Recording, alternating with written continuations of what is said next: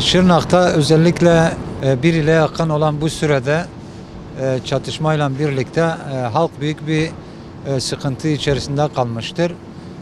Ve sizin de gördüğünüz gibi kışa girdik. Bu kışa giriş esnasında bu kardeşlerimizin ihtiyaçlarını karşılama noktasında Umut Kervanı Yardım Platformu olarak onlara yardımcı olmaya çalışıyoruz. Bu hazırlamış olduğumuz kamyonda 1000 torba un var. Diyarbakır'daki sivil toplum kuruluşları yani Umut Kervanı Yardım Platformu'na bağlı derneklerle birlikte bu kamyonu hazırladık. İnşallah bunu yarın sabah itibariyle Şırnak'a göndereceğiz.